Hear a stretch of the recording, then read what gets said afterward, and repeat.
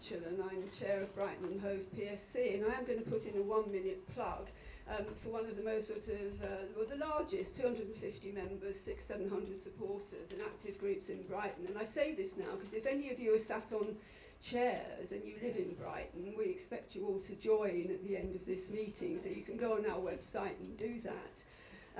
I'm delighted to be asked to chair this meeting, Resist at Rialto, and it's an absolute privilege because we've got 4 brilliant speakers with us, and we're also meeting in the context of some very difficult times for Palestinians. So we've had another assault on Gaza, increasing numbers of Palestinians in the occupied territories being killed, imprisoned, tortured, ethnic cleansing abounding, Sheikh Jarrah, Silwan, the Jordan Valley, just to name 3 areas, more homes being demolished, and all of this in the context of a global pandemic and Palestinians being denied access to vaccines or medical treatment. So it's a pretty awful picture. On the other hand, there are some really good moments, I think. 170,000 people marched in London a few weeks back, mainly young people, I say, and it was staggering, you know, the age range of people there, to show their solidarity with the Palestinian struggle.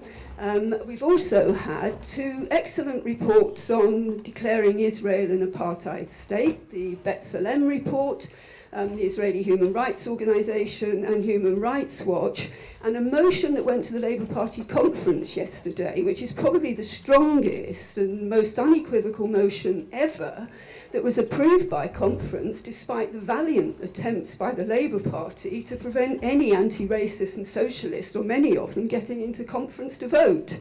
So it's a brilliant achievement, and none of us are in any sort of...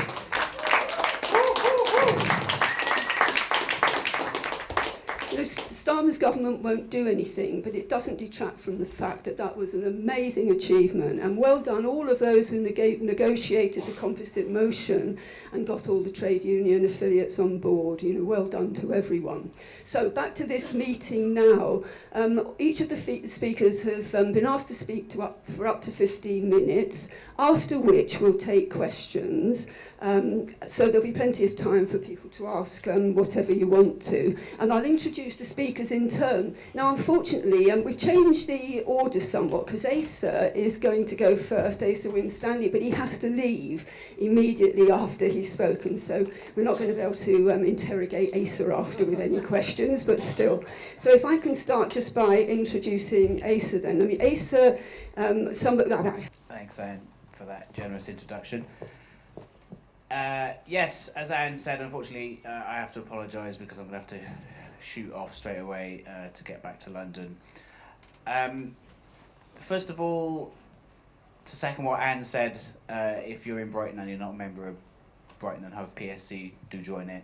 One of the most active Palestine solidarity groups in the whole country. Definitely join it. What I want to say today is, really, I just want to make one overall point about international solidarity with Palestine, and that's to talk about, unfortunately, once again, the Labour Party. And the point I really want to make is that, I mean, I think probably all of us here and most people watching know the reality of what's happened in the Labour Party over the last 6 years. There has been a mass concerted effort by the entire British establishment, the entirety of the British media, and let's call it what it is, the British deep state, the intelligence agencies, the permanent security apparatus in this country, in alliance with the intelligence services of a hostile foreign power, namely Israel, to stop a socialist becoming the leader of this country, to stop Jeremy Corbyn becoming Prime Minister. And they succeeded in doing that. So that, from that sense, the anti-Semitism smear campaign was very successful. You know, it achieved its primary goal, which was to stop Corbyn. So obviously that is a very depressing reality for all of us to come to terms with, and I think that we still, maybe not so much us in this room, but the wider British left is not learning the lessons of that. and they're kind of if we look at the broad British left, it's really closed its eyes to the reality of that, because they've capitulated to the smear campaign, including, unfortunately, Corbyn himself, to an extent. So what I would say is, I mean, that's a very depressing reality, but what I want to say is that, so first of all, I'd say it's our task, those of us who are maybe a bit more aware of this issue, to try and get that message out and to educate people that, yeah, this happened, this was a reality, and this is an issue that the British left is going to have to face up to if it ever wants to come to power, really, in this country. If there was another Corbyn, a younger Corbyn in the future, someone on the left of the Labour Party who was part of the Palestine solidarity movement, the exact same, say there was a similar movement to that which backed Jeremy Corbyn, say someone younger on the left of the Labour Party in Parliament managed to somehow, against all the odds, become leader again. Even if we get to over all those hurdles, what's going to happen? The exact same thing's going to happen again.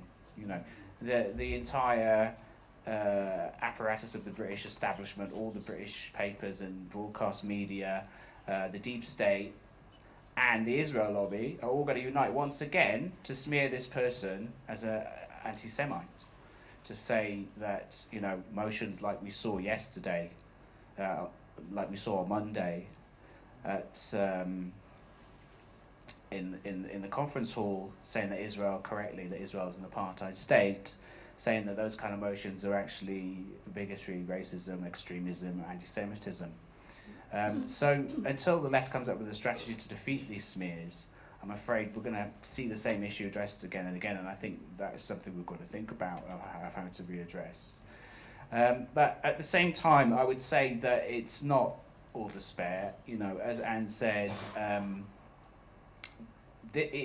so it has been it's been a big defeat, obviously, for the left, and I would say that a lot of the left is really in denial about this, about the scale of the defeat. But on the flip side, it's been a bit of a double-edged sword for the Israel lobby, I would say. There's been a massive backlash against it in terms of the popular level of Labour membership, Labour Party activists, and just the wider populace in the country, of just day after day, week after week, at the height of the anti-Semitism smear campaign, it was in the press day after day about how awful and anti-Semitic the Labour Party is, when there isn't this kind of daily coverage of other forms of racism, right? So it has opened people's eyes to the extent of the dirty tactics employed by Israel and its lobby, pro-Israel campaigners, Zionist organizations, in terms of smearing its enemies. And it's made this backlash where people have got a crash course in all this kind of things, and they've kind of opened their eyes to the degree of the forces arrayed against the Palestinian people. And people who are maybe not necessarily familiar with the Palestinian situation have quickly learned about it. And that's why we've seen things like, the amazing scenes in conference, the last time there was a actual conference of the Labour Party in 2019, and before that it was more in 2018 when there was all the flags waving in the conference hall itself, these amazing scenes that were seen across all of the media, and that was, that's something you couldn't have imagined in the Labour Party of previous generations. The Labour Party was, people forget, but the Labour Party was traditionally, in the 40s, 50s, 60s, was, ultra-Zionist, really. It was really incredibly racist against the Palestinians in all kinds of ways. And it's not surprising, because the Labour was an imperialist, colonialist party. It wasn't just pro-empire in theory, like Like people like Lisa Nandy now seem to be very nostalgic about the British Empire, and seem to think that, you know, Britain ruled by the Labour Party should still rule the world. But thankfully the days of the British Empire are over now. But, you know, that wasn't the case in the 40s and the 50s. You know, the British Empire was only just going into decline then. And so Labour governments actually operated an empire. You know, that's a reality that we still haven't really faced up to. And so Palestine was, of course, part of that. You know, so of course there were going to be racist against Palestinians in the same way. So naturally they then supported Zionism, which was a racist settler and still remains a racist settler colonial movement. So I suppose the upshot of all this that I want to leave you with is just to say that while it has been a monumental defeat for the Labour left, and I would say the wider, just the working people of this country who want something better, want a government that would introduce any kind of, you know, moderate social democratic reforms. It has been a defeat in that sense. There are opportunities for us in terms of, I would say, because of the backlash to this smear campaign, it's created a space and it's created wider awareness of the issue. So that's something to build on for the future, and it's good that we've been able to see these motions. I mean, I don't think these motions, in my view, have gone far enough. Like, I think that they should have been, I mean, even in 2018, there was a prime opportunity then for the motions that were put forward to explicitly endorse the BDS movement, for example. You know, conference would have passed that. Yeah, the members would have passed that.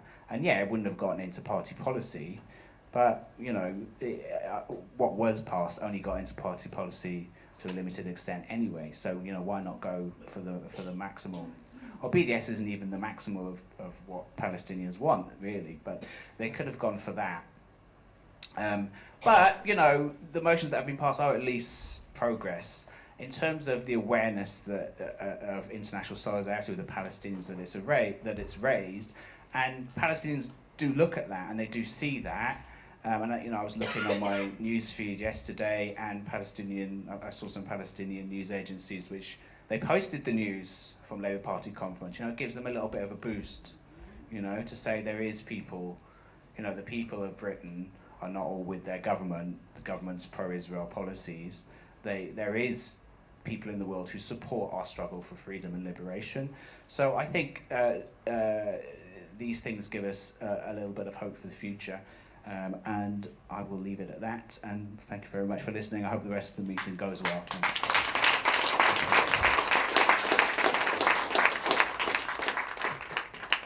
Okay, we'll say thanks to Asa, who does now have to go. What we'll be doing now for the rest of the meeting on Palestinian resistance and international solidarity, Natalie will speak next.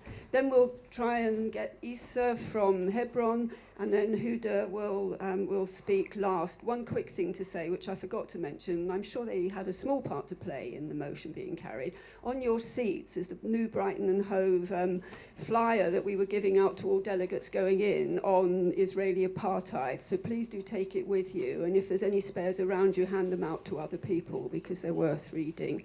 So our next speaker is Natalie Strecker. Natalie is a human rights activist and writer from the Channel Islands. Natalie was a human rights monitor in Hebron in 2018 and a co-founder of the Jersey Palestine Solidarity Campaign. So over to you, Natalie. Thank you.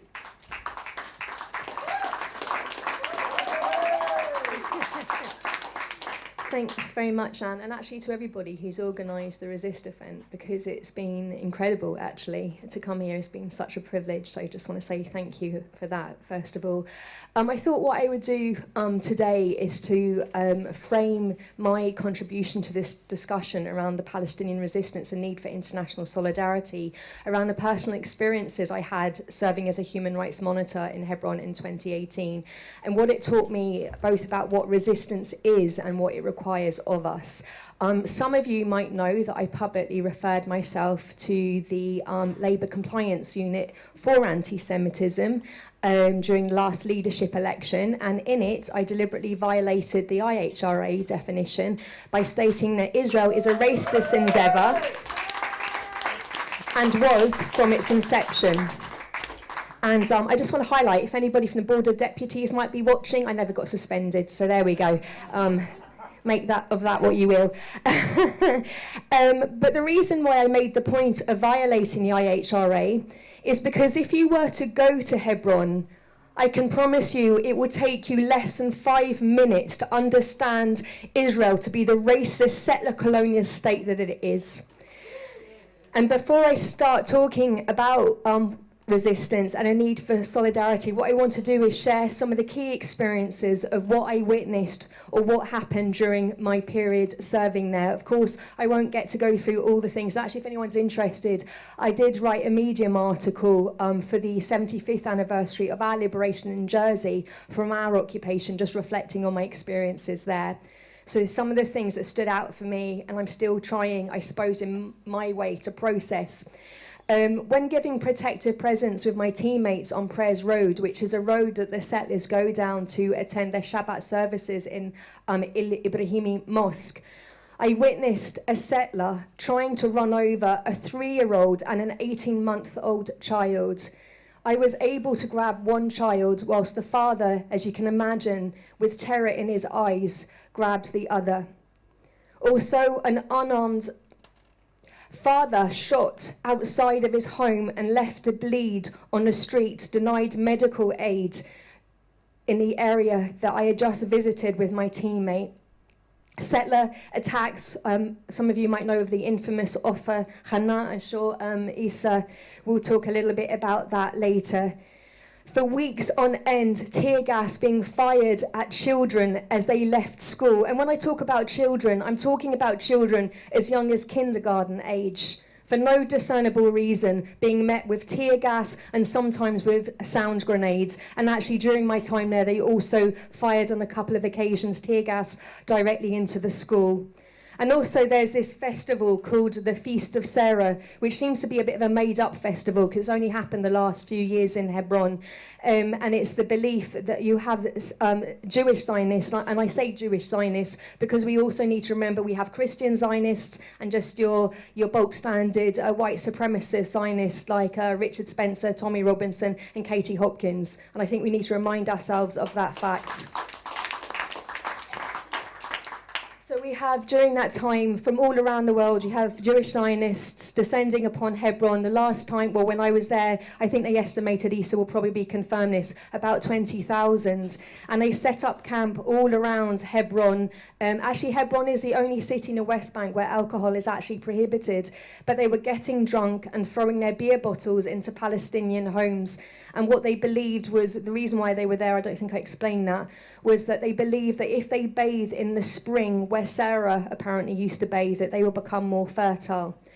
And during that time, one of the evenings we were there, we actually went down to the area around El Ibrahimi Mosque, where the Palestinians on the apartheid road, I had hoped to bring a photo, but I sort of didn't get to do that. But again, if you look at the article, you'll see it, were locked into their community. And what happens, these thousands of settlers and Jewish Zionists were clapping and chanting racist abuse at the Palestinians, insulting their prophet, calling him a dog. I also witnessed, and I have got a video which is on Vimeo, one of these Zionists climbing over the fence into the Palestinian neighborhood where they were locked in, and the Palestinians, obviously concerned for their well-being, stood up. And soon as this happened, the soldiers jumped over the fence and chased them and beat them, and a number of them ended up in hospital. One of them, the 10-year-old son of a community leader I had met the evening before. So I just wanted to share, like I said, that doesn't go into the daily subjugation, oppression, humiliation, and general grinding down of the Palestinian people. So how is it that the Palestinians resist? Well, obviously, we really will have the privilege of listening to Issa, a good friend of mine who is an incredible activist and human rights defender within Hebron. But I would say, first of all, and I'll always assert that Palestinians were the one that helped me to find my voice and to actually be able to speak publicly. You might not believe this, but my friend used to laugh at me because I used to stutter and to shake when I used to try and talk in front of people. But I realised that I only had my pride to worry about, whereas Palestinians are facing guns. So how do Palestinians resist? Well, I would say that they do generally just by living their day-to-day lives, and I think that that shouldn't be forgotten, the way that they endure, demonstrating that sumud, that steadfastness.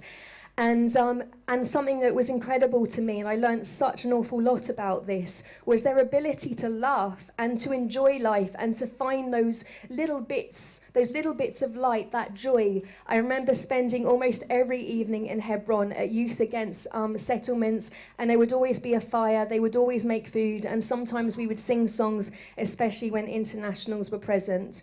But of course, there's the non-violent resistance that they take part in, the protests, the civil disobedience when they go and pray on the streets, and something that everything actually puts them at risk. But one of the things that really does is when they take to the streets and they film the crimes of Israel, the crimes as they're being committed, and many of them will be targeted and beaten up and threatened. Perhaps one of the most famous that some of you might know is when Ilo Azariah, the Israeli soldier who killed 21-year-old Abid al-Fattah al-Sharif, and the Palestinian gentleman who did this explained to me the death threats and what he had faced as a consequence of that. Every act of resistance for them puts their life at risk.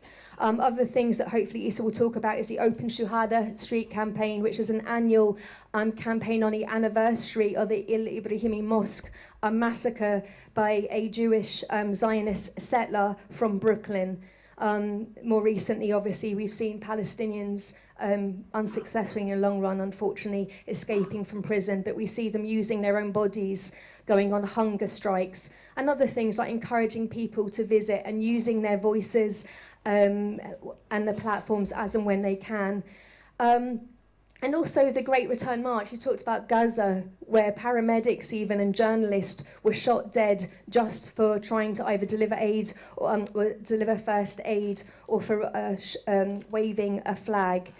So I think that, and actually one final point actually, because this often gets forgotten, sometimes there is armed resistance. I know some people are uncomfortable with that, but it's important for us to understand that under international law, regardless of what our feelings are about violence or non-violent resistance, that Palestinians or any occupied people within, of course, parameters under international law have the absolute right to bear arms to liberate themselves.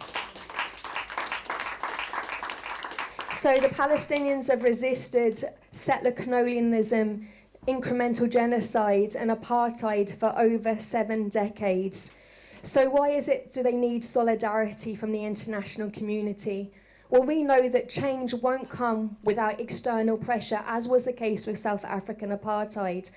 We also know that it comes down to us to assert that pressure, to apply that pressure, because we know that Israel represents our government's interests along with governments around the world. So why should we offer solidarity? Well, apart from it obviously being morally right, we as British people are morally obligated, because it was our government with the Balfour Agreement that gave away somebody else's land to another people. We also know that they encouraged mass migration to the area. And also, after occupying the area under the Palestinian Mandate, they pulled out knowing the implications of this, which was massacres of civilians, men, women, and children, over 500 towns razed to the ground, and the mass expulsion of 750,000 Palestinians who continue to be refugees to this very day. We also know that our government allows companies like Elbit, which Huda will speak about later, to do business here, knowing that they are guilty of war crimes.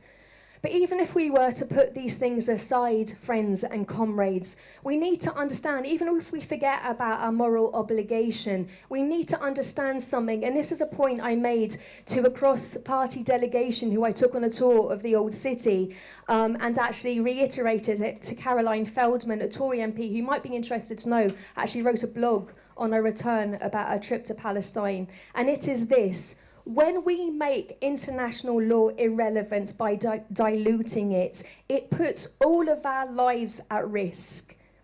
We need to understand and remember what circumstances was it that led to the international community creating legislation to protect civilians.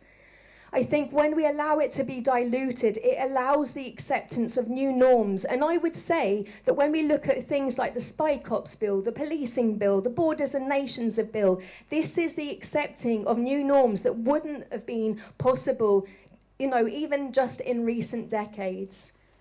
So how do we then demonstrate our solidarity? Well, first and foremost, we amplify Palestinian voices. And I would also say that it's really important for us as Europeans, and British ones at that, is to take our lead from the Palestinians. We ask them, what is it that they want us to do? And we don't do what we think is the right thing. And I think that's really important. We need to let go a little bit of our, perhaps as a white person, our white supremacy arrogance that sometimes can be there. And I'm sure it comes from the best of places at times, but it's important just to be mindful of that. So one of the things that we know that Palestinian civil society has asked of us is to support the Boycott, Divest and Sanctions campaign.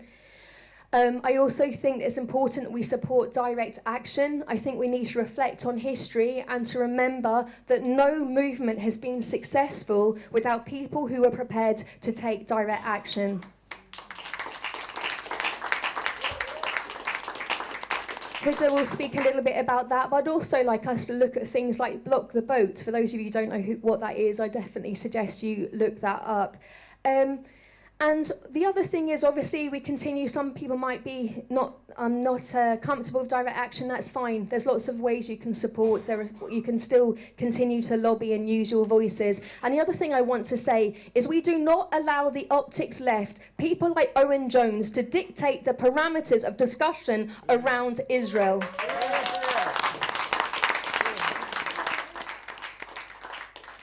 And in line with that, we resist the witch hunt.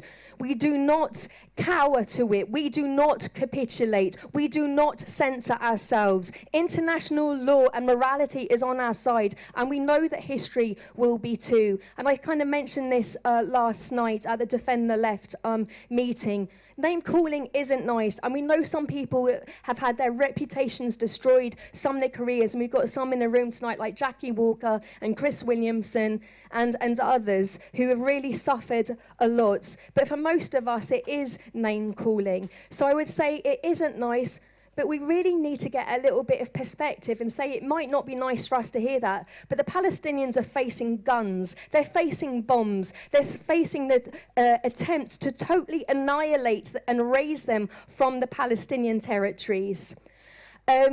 So I think that, like I said, we just need to follow the lead of Palestinians. We do not censor ourselves. We double down. And I would say as well that I think it was John Pilger, well, I know John Pilger definitely said it, but I also think Asa also said that Palestine is the issue. And the reason for that is because if they succeed in erasing Palestine from public discourse or for intimidating a greater number of people into censoring themselves on the issue, this sets an extremely dangerous precedent because it will be open season for any issue that will not, that does not align with their neoliberal agenda and a battle for hegemony. So I just want to finish on this. History will redeem us, friends and comrades, but that isn't the most important thing at this moment, which is the Palestinians who right now are suffering the worst of settler colonialism, apartheid, ethnic cleansing, and incremental genocide. And it is for this very reason that they deserve our solidarity.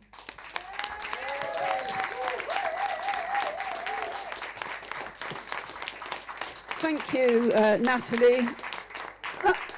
That was absolutely excellent. Have we got Issa via Zoom? We have, excellent. So just to introduce Issa, I mean, Issa is a Palestine activist and human rights defender based in Hebron.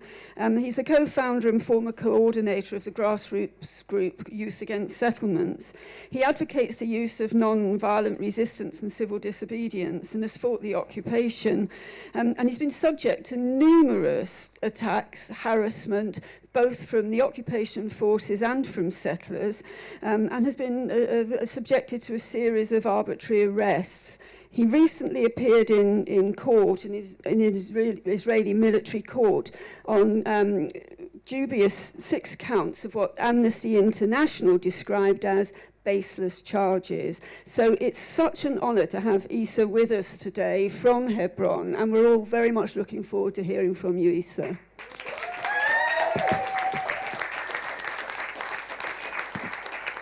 Marhaba. I am very happy to be with you today. It's my honor to be on this panel.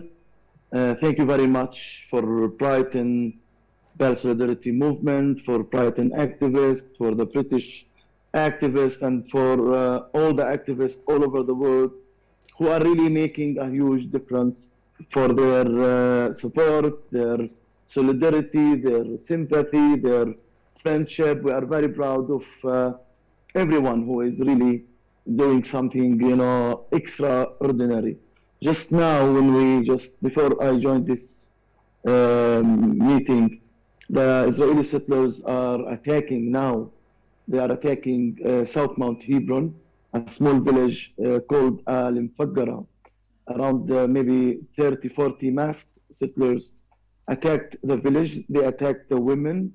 They attacked the kids. They attacked the tents, and without any protection for the Palestinian people. What is happening in the last 2-3 years during the pandemic is extraordinary. We suffered a lot too from Trump administration, the previous American administration, and now even the British government too. We suffer a lot because of the blind support to Israel. Now we have a fascist prime minister called Natalie Bennett. He was the head of the Israeli Settlements Council in West Bank. But what is happening on the ground now, I want to explain a little bit what is happening in the ground. We all heard about the peace deal of Trump, the century peace deal. And part of it was to do annexation of West Bank.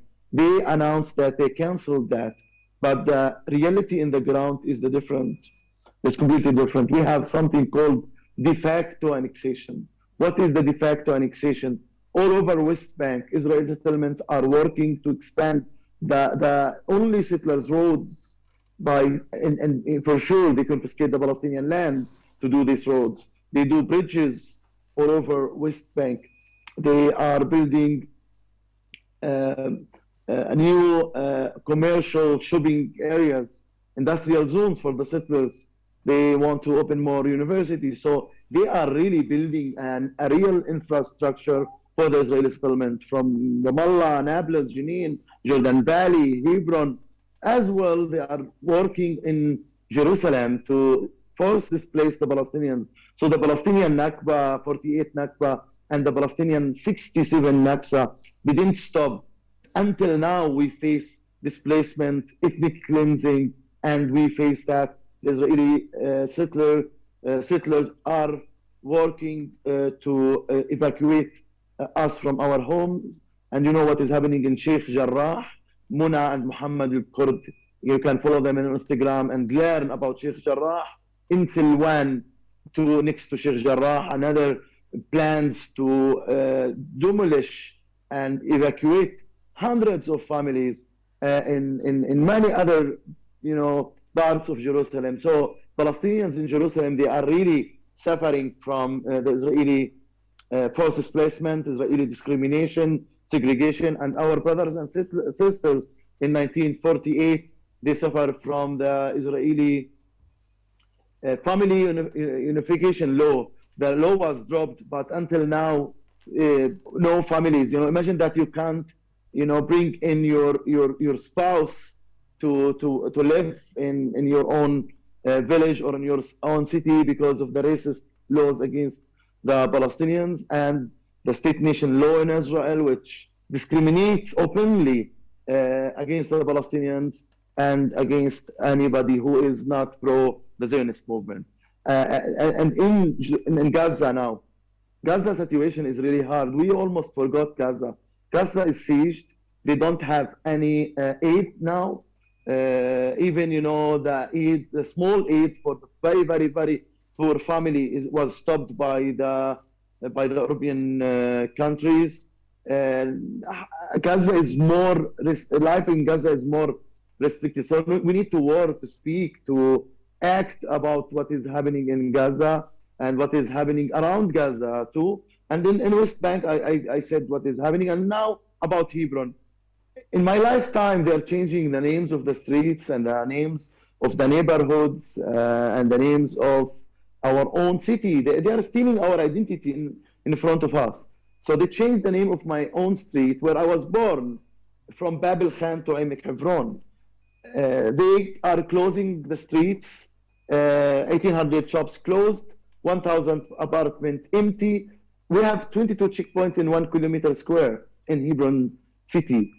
It's a Palestinian city, and the majority of the people who are living there are Palestinians. We have around 220,000 Palestinians there. So in spite of all that attacks, all that suffering, all that pain, the Palestinians are really ready to resist and not to give up. We never gave up. We started our resistance to the British mandate on the 30s.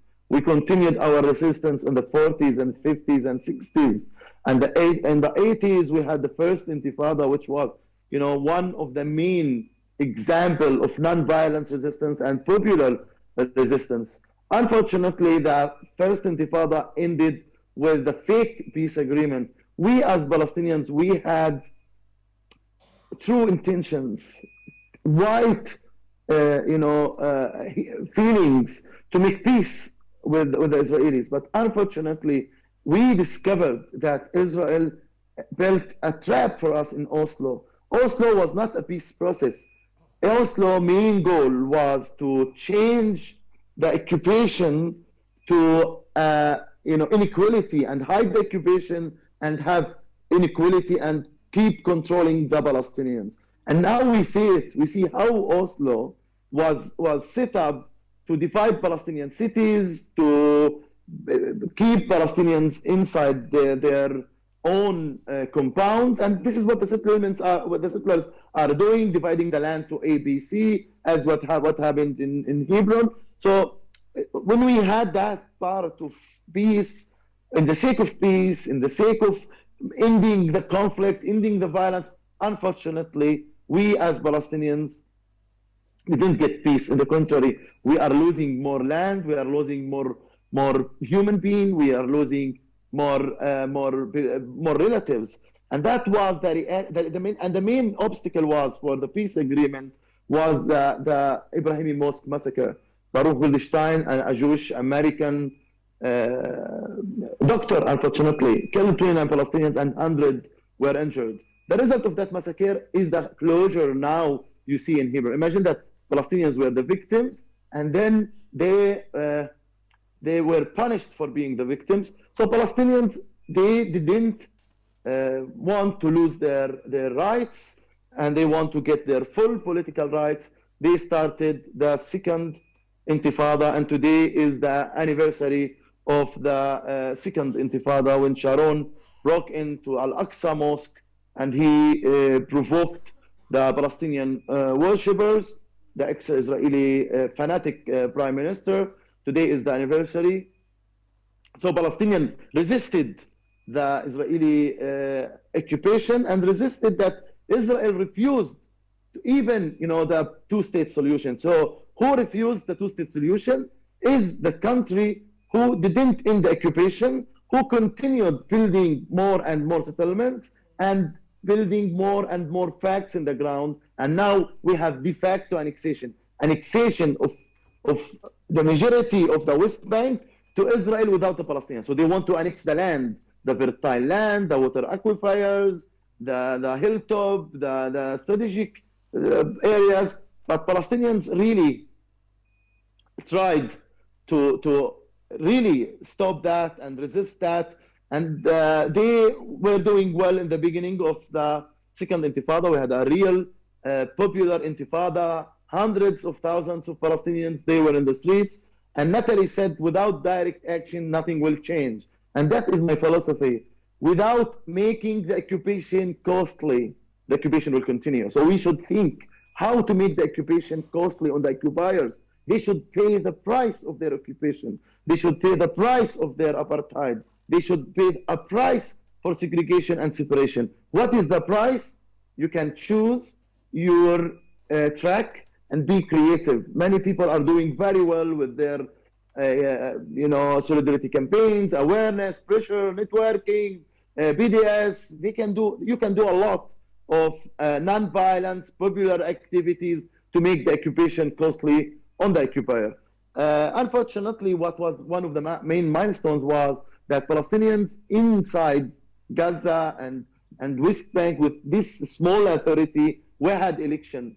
And when the Palestinians voted for Hamas, everybody in the international community refused the election. I'm not Hamas, but I respect democracy. I respect the results of democracy. And if I want to make a change, I change it through my programs, my work, my real democratic tools, not to refuse the results and punish the Palestinians for choosing Hamas. That was the main division. And so after this refusal of the Palestinian election results, a division happened between Gaza and West Bank. And unfortunately, until now, the Israeli occupation is preventing us from unifying each other and try to work together. As people, we are so united. The Palestinians in the streets don't ask each other, what is your political affiliation or what do you think? No, we all as Palestinians united. We have division in the level of leadership. And in the last March, April, we decided to have legislative election. Imagine that Palestinians wanted to reform the PLO, the Palestinian Legislative, the Palestinian Liberation Organization, and the Palestinian Legislative Council, and to have election for the presidency. Israel and many other countries, accepted that Mahmoud Abbas canceled the election, our president now. Canceling the election, it was really hard for the majority of the Palestinian young generation. The majority of the Palestinians are young. They are not old, and we as people, we try to make changes through our own education, our own direct action. So the PA become really violent on us as Palestinians. I was arrested few times by the Palestinian Authority. The killing of Nizar Banat, a Palestinian political activist, and the arrest of many journalists in Ramallah, in Hebron, and operation continued. And we feel that the Palestinian Authority became as a subcontractor of the Israeli occupation. They are now working to please Israel because Israel is controlling all aspects of our life, all details of our life. So you will see few leaders in the Palestinian Authority, they cooperate with Israel, with the security cooperation, and even for more than that. So we as Palestinians, we are raising our voices against the Israeli occupation, Israeli apartheid, and for sure against our own leadership oppression and restrictions and their human rights violations. So we work in parallel that we want a real good, clean leadership, and we want to end the Israeli occupation and end the Israeli apartheid. So be careful, be wise when you show solidarity with the Palestinians. Palestinians, they want your help, they want your protection. Without you, me personally, without the international protection, I would be in jail. Israel, in 2016, they went after me to put me in jail with 18 military charges. After 5 years of trials and hearings, with the high pressure of the international solidarity groups, Israel really was embarrassed to keep me in jail or to put me in jail. I was convicted on 6 military charges. I'm proud of all of them. It's about my direct action against the Israeli occupation and my own civil disobedience. It's not only about me. Many other Palestinian human rights defenders, especially women, they were suffering and they were arrested. They were just released Khalida Jarrar, a Palestinian political leader. They released her yesterday. They refused to release her a few months ago to see her daughter who passed away by a stroke. This is an occupation, but we as Palestinians, we do a lot of direct action. We do international campaigns as Open Shuhada Street campaign. It's on the 25th of February, which is the anniversary of the Ibrahimi Mosque massacre. So we ask all of you to show solidarity on the 25th of February with Hebron. We do legal work, we do community work, we do leadership, training, and we try to recruit more youth to join our non-violence resistance. But what we want from our international supporters and international friends to stay optimistic. I'm very sure that we will win, and we are very close to win. And you saw what happened in the Labour Party. In spite of what they invested to destroy the Palestinian voice in the Labour Party, yesterday we won without Jeremy Corbyn even. Jeremy Corbyn is our own friend, and we love him personally, but we really love all our British supporters in the Labour Party and who are not in parties, who are doing an amazing work as Natalie and many other friends, and all our Brighton solidarity movement activists who we are very proud, and really it gives us motivation when we see your demonstrations, when we see thousands and thousands of people in the streets supporting justice, supporting equality, supporting freedom. We feel that we are stronger and we are not alone, and we continue first our own sumud, steadfastness, because our existence is a resistance, and we continue resisting the Israeli occupation, highlighting their apartheid, documenting their apartheid, and we want you to really be optimistic and be, let me say, active and creative with your own ideas. Thank you very much for letting me speak today.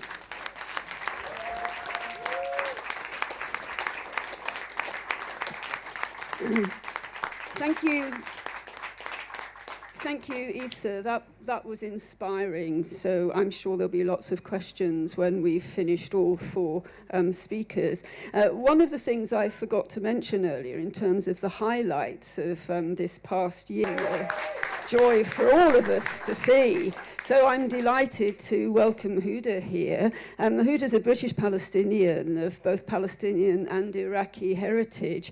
She's the co-founder of the Direct Action. I'm going to call it a collective because that's kind of what it is, isn't it? Palestine Action, which launched at the end of July 2020. The biggest and most successful campaign to date has been against Elbit Systems, Israel's largest and biggest private arms manufacturer.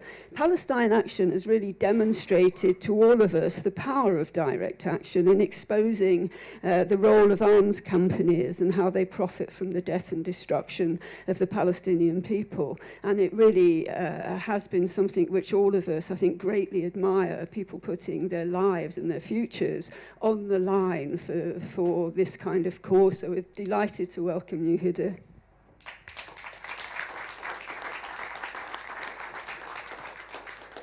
Thank you for that amazing introduction, and thank you for having me on this panel. I feel quite a lot of pressure going after everyone else who spoke because it's just been very inspiring today. I want to begin by talking a bit about my own family and how I got here today to even be speaking on this panel. As was mentioned, I'm Palestinian and Iraqi. My father's side of the family are Palestinian. And back in 1920, shortly after the Balfour Declaration, which has been mentioned here today, but basically when the British, the Foreign Secretary of the time, Lord Balfour, issued a declaration calling for essentially the ethnic cleansing of the indigenous population, my great-grandfather was shot and killed by a British soldier. At the time, my great-grandmother was pregnant, and that's the only reason I'm actually exist here today. And as many people know, it was several decades later in 1948 when the great catastrophe happened to Palestinians. And in 1967 was when the Israeli military came with their guns and their bullets and started shooting into the home of my dad's house when he was just a small child. And they were forced to hide under the table in the front room in order to avoid the bullets, and had to crawl through the back of their house with just the clothes that they had on their backs and no shoes on. And they had to run for their lives, and they stayed in caves for several days without any humanitarian aid. Eventually, they made it over to Iraq. I also want to talk, I don't often talk about it, but I think it's very important when we talk about British imperialism and our complicity with what's going on in Palestine, is to remember what happened to Iraq also. I was a young child at the time when in 2003, the UK decided to go with the US and invade my family's country. And I remember seeing millions of people go out and protest on the streets, and what an amazing show of solidarity that was, and how it showed that people do not have any tolerance for murdering other people across the world, for massacring people in our name. But they still went and killed 1 million Iraqis in Iraq, despite the fact that it was obvious that the British people did not want that war. And for me, I think that says a lot. It says a lot, and we have to also learn from history and learn from what happened. And I've been to Iraq several times in recent years, and I'm basically the only one on both sides of my family who actually live in Britain or live in any Western country. So I'm extremely privileged, and I understand that, and that's why I try and use my privilege to the best way I can to change what's happening here, and how our country's support for the arms trade is directly affecting their lives. And I want to talk about my, I have several cousins, as you can imagine. I'm from an Arab family. My family is absolutely massive, so I'm just going to have to choose one. But I have a seven-year-old cousin. She's called Zara, and she's a very sweet little girl, and she loves it when I go over, and she loves to draw. And she was drawing two unicorns, and slowly she starts drawing these two unicorns with a knife to each other's neck, and blood being drawn from them. As a 7-year-old, because that was the trauma that she had in her mind, and that's the trauma that carries with all children who live under these conditions, of the children of Iraq, the children of Palestine. She witnessed her neighbours be killed and her uncles be beaten up by American soldiers. They don't know any other way of life. And lo and behold, and I live here and I've grown up here, and realising just how sick the world really is, when actually many of the arms companies and those who profited and allowed it to happen are operating here on our doorsteps. And so I'm going to go over onto Elbit Systems, but before that I want to talk, so after growing up, I was obviously, quite political in my own background, and I'd done many different things, including divestment campaigns. When I was a student at University of Manchester, I found out that they were investing millions of pounds into companies like Caterpillar, who provide the Israeli military with armored bulldozers to demolish and destroy Palestinian homes. And I was shocked and disturbed at the time to find that out, and I found other people, and we campaigned, and just last year they actually finally divested from that company. And I'd gone on to help other students in another university, sent freedom of information requests to every single university, all the councils, to find out about the extent of how complicit our institutions are, and found that The universities are investing over 450 million in these companies. Our councils are investing billions of pounds into these companies that profit from Israel's apartheid regime. And I did many other types of campaigning, running national BDS campaigns, etc. And obviously, I was very happy when Corbyn was in power and was one, as many of you were, trying to use that in order to actually change the material difference for people on the ground in Palestine and in Iraq. And I remember in 2019, that moment when we saw that the arms embargo between UK and Israel was for the first time ever actually on the Labour manifesto. And then the general election happened, and obviously Corbyn was destroyed because of his politics. And it came to that point when myself and many others realized that we have to do something different. We cannot keep appealing to the same politicians, to the same government, to the same councils, and essentially begging them to acknowledge that Palestinians are humans and that they are violating, they're violating their human rights and they're complicit in war crimes. And it was time to take direct action. It was time to cut out the middleman and to say, actually, if we have Israel's largest arms company, largest private arms company, Elbit Systems, who literally market their weapons as battle-tested on Palestinians, on the captive population of Gaza. And I say that a lot because I think it's important for people to know. Every single time it makes me feel sick to my stomach because that is the reality. Israel's arms trade has a strategic advantage because Israel's apartheid state is based on dominating and oppressing the Palestinian people, and therefore they can test out their weapons and sell them on to other countries and other oppressive regimes. We've seen it in 2014 when Israel killed 2,200 Palestinians and 500 children in just 50 days.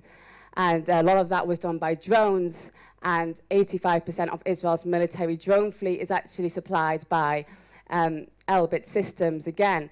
And after this, they went on and their share prices soared straight after the assault on Gaza. And again, it was another opportunity for them to test their weapons on Palestinians. So they're literally not only just ethnically cleansing and destroying Palestinians' lives, but also profiting from it in many different ways. And Elbit has 10 sites here in the UK, 10 sites. 5 factories where they're building parts for weapons, parts for drones, parts for tanks, etc. across England. They actually have 2 headquarters. I mean, most companies have 1, but obviously Elbit has to have 2 in this country. 1 in Bristol and 1 in London, and they also operate in 3 different RAF sites. And it gets to a point when you see that Palestinians who are suffering in Gaza, who are living under a brutal blockade in one of the most densely populated areas on earth, and are subject to not only are they killed by these drones, they have to hear those drones and see them every single day flying above their heads, surveilling them constantly. And the trauma that does to a child and to an adult, to be frank as well, when they've seen that these drones can kill their family members, can kill their neighbors and destroy their country, and then to have to constantly be subject to hearing these drones surveilling them and not knowing that at any one point it could turn into a weapon and their life would be over. And these are being built here, which means we have a responsibility and a moral obligation to do what we can to stop them. That's why when we launched Palestine Action, we said we're going to take direct action. We've done the other stuff. Other people are campaigning on other things, but it's time that actually we take the power into our own hands. We go into their offices, we shut them down time and time and time again until it's no longer profitable.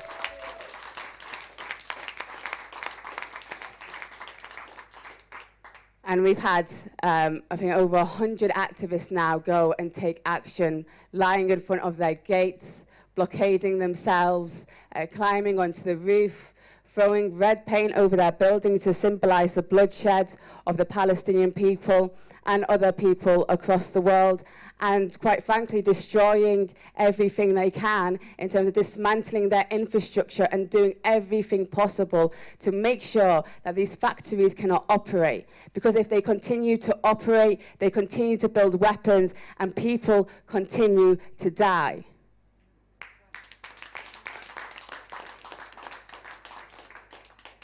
And actually, it was shortly after the launch of Palestine Action, about 3-4 weeks after, and I was searching the pro-Israel press, as I'm sure most people do in their spare time.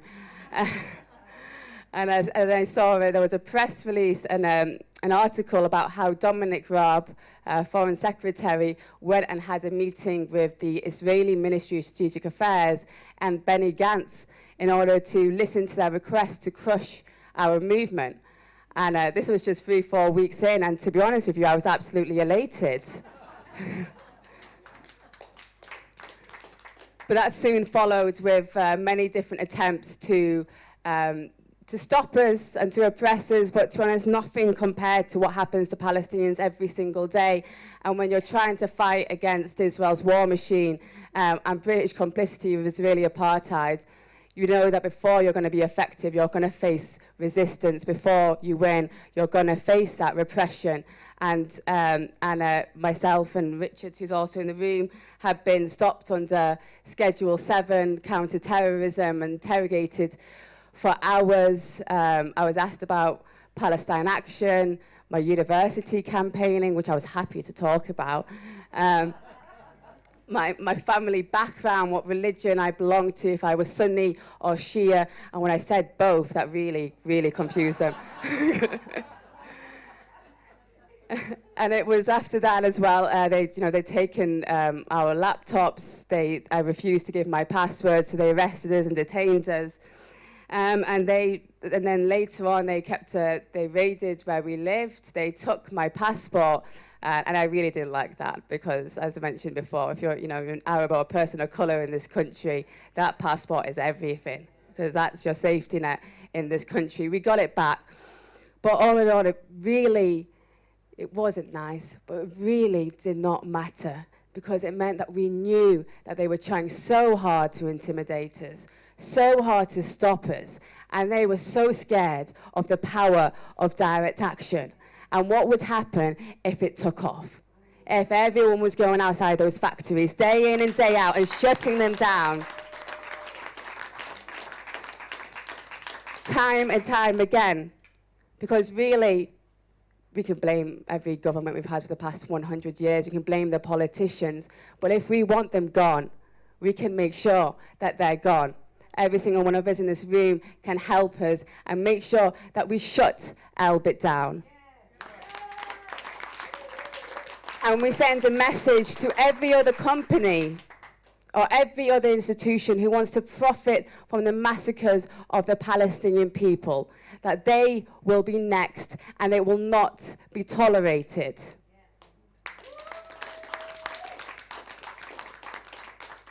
Because these weapons are always built, they're never built in front of the people that they will kill. They're built here, which means we have a responsibility, we have an obligation, and we have an ability to stop them. So that's what we have to do. And I'd implore everyone, if you can, join Palestine Action, donate, do what you can. We are going to shut this factory down. We're going to send a message. We're not going to stand and tolerate for the massacre and profiteering from the deaths of the Palestinian people or any people across the world.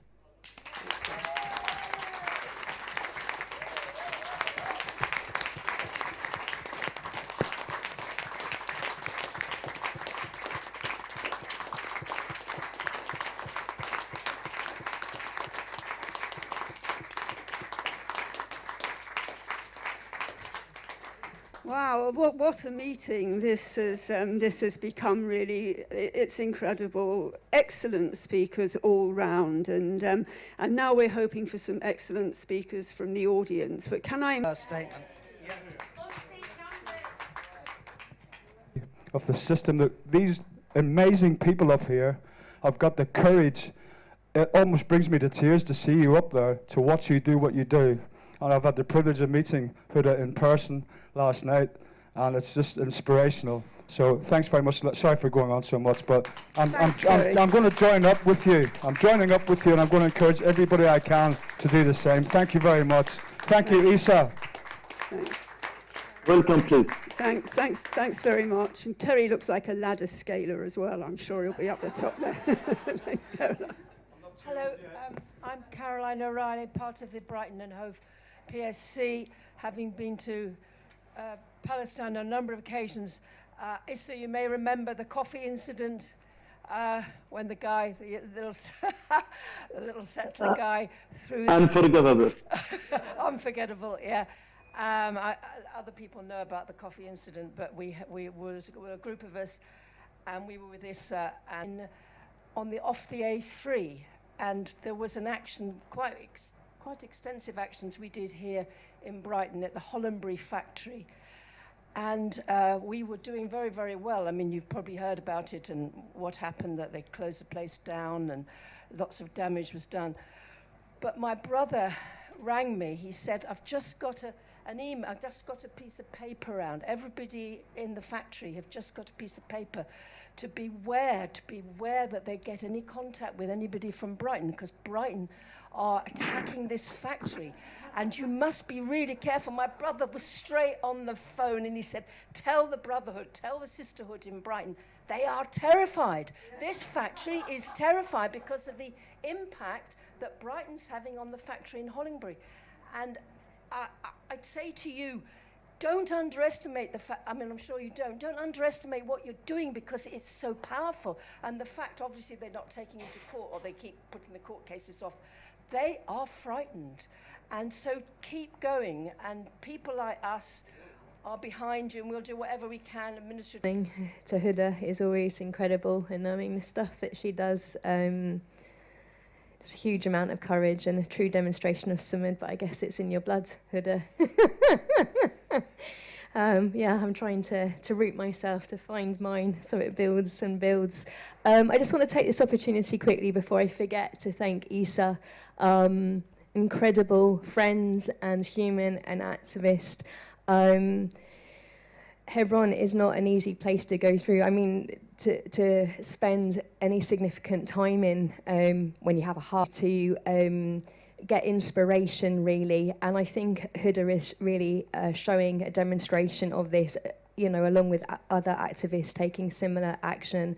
And it's Sophie Scholl, who is an anti-fascist organizer in Germany during, obviously, the Nazi regime. And she was murdered on her 22nd birthday for writing with her brother and friends anti-fascist leaflets to hand out to individuals. And on the day that she died, she said, "How do we expect righteousness to prevail if nobody is willing to give themselves up individually for a righteous cause? Such a fine sunny day and I have to go, but what does my death matter if it inspires thousands to action?" And that's something I hold close to my heart, and I think that it's something, I mean, hopefully most of us won't have to make the sacrifice that she did, but we ought to, you know, try and make the sacrifices that we can. Thank you, Natalie. Now, over to Issa for any final comments, please. I want to thank all of you for what are you doing for Palestine, and I am very proud of Huda and Natalie, and I don't think I can add anything when they both are here. I am a big fan of both of them. They are really, you know, doing an amazing work. I love a lot direct action, and I think direct action is the best tool to make the occupation costly on the occupiers and on the supporters of the occupation. So keep going with your direct action, with Palestine Action, and if I am in UK, I would join Palestine Action and support their really amazing activities and amazing ideas. Thank you very much. We will keep resisting with your support. Thank you. Thank you very much, Issa. And now I need final comments from Huda. Thank you everyone for listening to me and for the great response from the audience. I've loved doing this, and I think we've all been in isolation for quite a while, and it's a bit strange not doing an event on Zoom and actually seeing so many people's faces for the first time in ages. I want to start off by responding about Leicester, and I think you're completely right. What happened in Leicester was absolutely incredible. And those 4 activists that went on the roof were absolutely incredible for doing that at that time. And the fire brigade union as well, immediately when they realized what that factory was, refused to remove the protesters from the roof. And ever since then, they have consistently, in Manchester, in Runcorn, in different places across the country, the fire service always refuses to take down Palestine Action protesters.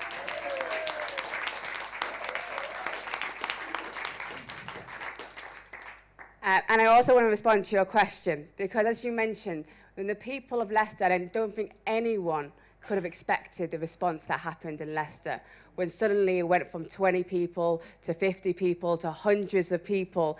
And when it came to 6 days later, when the police tried to remove those protesters from the roof, and like you said, the local community, I think as soon as they realized that they were going to try and arrest these activists, they started to fence up the fences, put chains around, blockade the police from being able to remove the protesters from the roof. And I could see it from afar that within half an hour, within an hour, hundreds of people were coming out, and they were putting their nice cars in the way of the police, blocking the roads. And it was incredible to see how actually it wasn't just Palestine Action who was taking direct action during that time.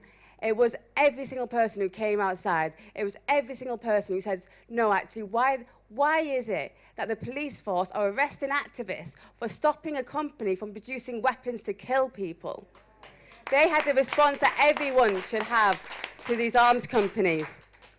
And it's also the people of Leicester that can, and hopefully we can work together in ensuring that that continues, and that level of enthusiasm and determination to get rid of that factory does continue, and that we work together. And I'm pretty sure, I can't say too much about adding more charges onto my charge list right now, but I'm pretty sure Palestine Action will be back in Leicester soon. I also just want to quickly say about the court cases, because I think that came up. And as people may know, before Palestine Action actually launched, myself and several other people had taken action against Elbit Systems. It was sporadic, it wasn't sustained as it is now, but every single activist had never gone to trial. No one had ever been convicted, because routinely Elbit would drop the cases. And now we've raised the bar significantly since Palestine Action, and actually backed Elbit into a corner, hopefully, where it comes to the point where they might have to take us to court, because otherwise it's literally a green light for everyone to destroy their factories, which we'll do anyway. But it really creates a dilemma for them, and we look forward to it. We look forward to forcing information out of Elbit, to exposing to a jury what this company is doing, and letting the people decide in a Crown Court, in a jury where it's 12 people from the community, whether stopping an arms factory from producing weapons to massacre people, weapons that are tested on children, is the right or wrong thing to do. Whatever they say about the law.